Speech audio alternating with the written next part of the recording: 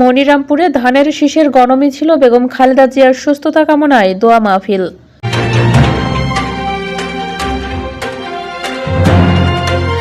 আসসালামু আলাইকুম দর্শক, সকলকে আমন্ত্রণ জানাচ্ছি বিবিআর নিউজ সংবাদে।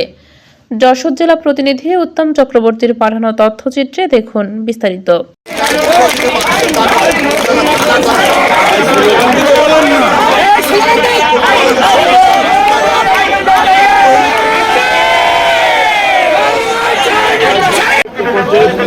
আসন্ন ত্রয়োদশ জাতীয় সংসদ নির্বাচনকে সামনে রেখে মনিরামপুর উপজেলার রাজগঞ্জ বাজারে ধানের শীষে বিশাল গণমিছিল অনুষ্ঠিত হয়েছে।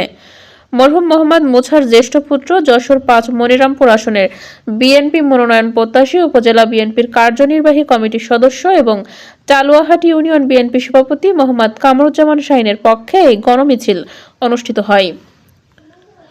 শনিবার বিকালে অনুষ্ঠিত এই গণমিছিলে উপজেলার বিভিন্ন ইউনিয়ন থেকে খণ্ড খণ্ড মিছিল নিয়ে নেতাকর্মী ও তৃণমূল সমর্থকরা রাজগঞ্জ বাজারে জড়ো হন।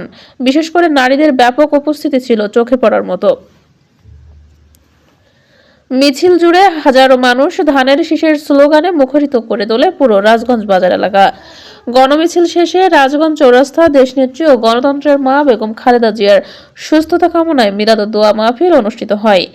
সেখানে উপস্থিত ছিলেন যশোর ৫ আসনের বিএনপির মনোনয়ন প্রত্যাশী মোহাম্মদ কামরুজ্জামান শাহিন।